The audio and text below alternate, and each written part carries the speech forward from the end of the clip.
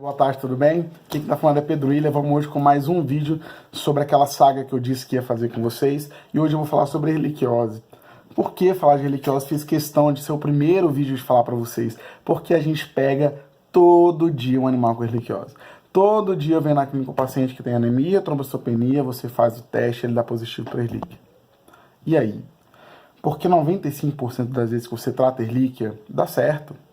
Então talvez, não sei, agora supondo, talvez por isso seja pouco falado, porque é uma doença que ela é tão comum na rotina e é tão comum o tratamento dar super certo, que as pessoas às vezes acabam esquecendo de estudar um pouco sobre a erliquiose. Né? E eu acho extremamente importante falar sobre erlíquia porque nós temos vários casos de erliquiose, às vezes não responsivo ao tratamento da doxiciclina. E aí, o que fazer nesses casos?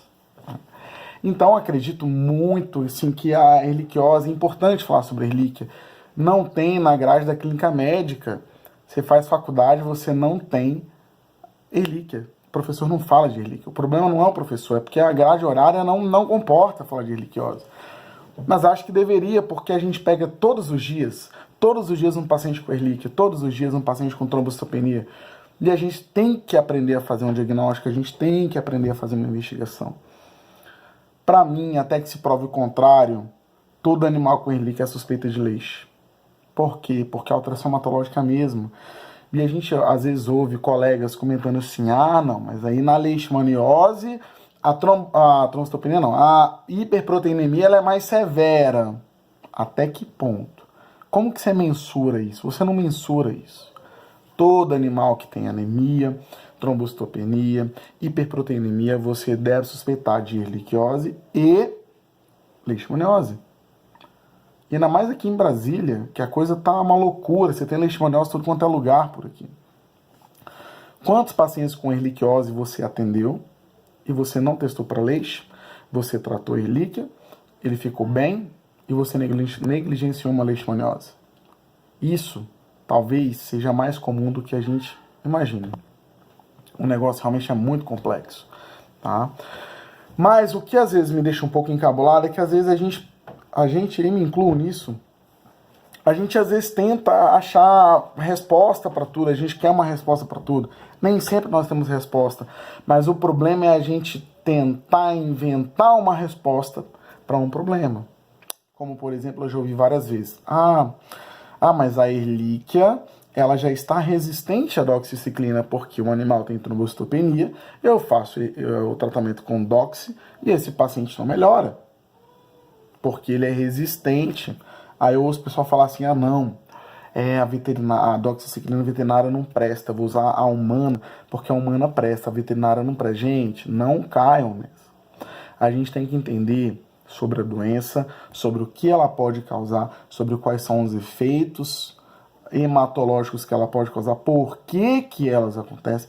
E aí sim, para a gente afirmar que a erlíquia está resistente a uma doxiciclina, a gente precisa fazer um estudo para isso, precisa fazer cultura em antibiograma, né, usar várias doxiciclinas e realmente a humana, né, por exemplo, a humana apresentou aqui uma resposta melhor que a veterinária. A gente tem que mudar isso, tem que parar de ficar cogitando essas possibilidades. Porque, por exemplo, né, existem N casos de trombocitopenia, nem toda trombocitopenia é erliquiose. Né? Então, aí a gente precisa saber o momento de testar esses animais, interpretar os resultados laboratoriais. A minha ideia aqui, gente, não é ficar falando de doença, entrando em fisiopatologia, porque não dá, e o vídeo não fica dinâmico. A ideia é dar dica do dia a dia, quando você pega um animal, né? Quando você tem um animal que tem a doença, você precisa fazer uma abordagem, como fazer, é isso, entendeu? Eu já dei várias palestras e em palestra é muito interessante porque você tem que falar o que a literatura fala, ao pé da letra, é bonitinho. Mas tão importante quanto falar a literatura é falar quais são as dificuldades do dia a dia, porque é isso que a gente vive. Não adianta eu falar assim, gente, olha, não, a partir de hoje a gente tem que fazer PCR, né, PCR para erliquiose, para a gente poder determinar o final do tratamento. Então a gente tem que fazer agora o PCR. Quantas vezes a gente consegue fazer PCR na rotina, gente? É muito difícil, tá? Mas, frente a um resultado, você tem uma anemia, uma trombocitopenia, você tem um paciente com histórico de carrapato, aí você testa o teste rápido, né? Ele dá negativo. E aí? Né? Uma dica que eu dou para vocês é sempre antes de qualquer teste diagnóstico para qualquer doença, explique para o proprietário a possibilidade de você ter um resultado falso negativo e um falso positivo. Explique. Sempre antes. Às vezes a sua ideia é boa, mas se você não explicar, o cara acha que você quer tirar dinheiro dele à toa. Você pega um animal com anemia, trombocitopenia, com histórico de carrapato, apático. Você faz um 4DX, ele dá negativo para relíquia. Você não vai tratar? Pensa nisso. Você tem que pensar nisso, tá? E pensar sempre no diagnóstico diferencial. O diagnóstico diferencial é extremamente importante. A gente tem que tentar determinar isso. Muitas vezes a gente não consegue nem fazer o teste sorológico. E esse é um fator extremamente importante. Porque muitas vezes você não faz teste sorológico. Não porque você não quer, porque às vezes o cliente não tem nem condições de fazer o teste sorológico.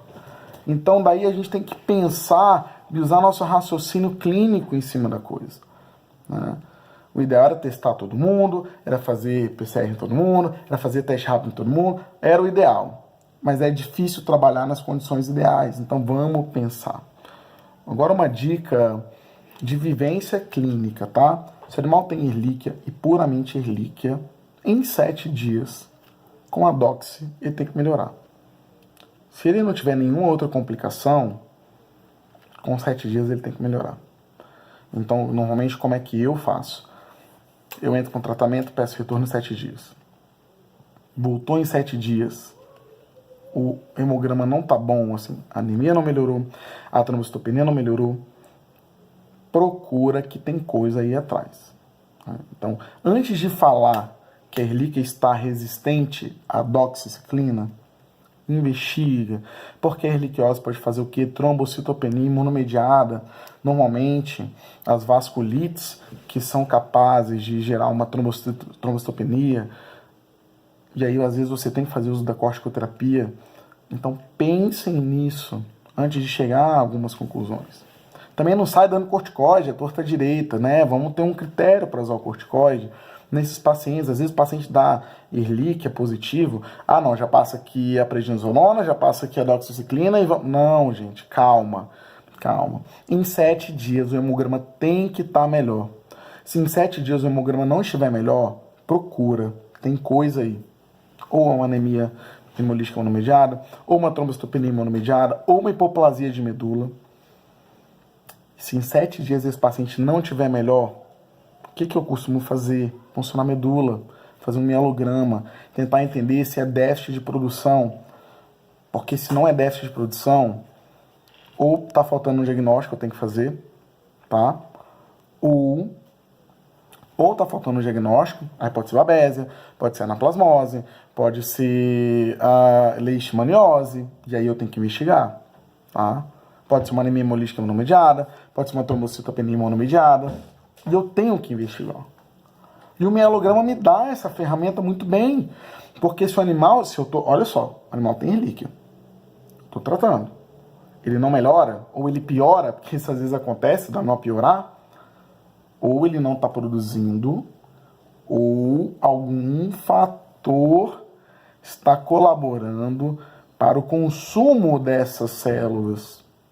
O mielograma me fala isso muito bem, porque se eu tenho um mielograma com uma série de megacariócito hipoplásica, ou com uma série das células vermelhas hipoplásicas, eu já fechei o diagnóstico, né? Tá ali na minha frente. Agora, se eu tenho uma medula normal hiperplásica, que é o comum acontecer, eu tenho que pensar em fatores que estejam consumindo essas células. E na erlíquia, por exemplo, as reações imunomediadas são frequentes. Portanto, gente, não deixem para avaliar seu paciente com erlíquia no final do tratamento. Com 7 dias, façam um novo hemograma. Tem que estar melhor. Beleza?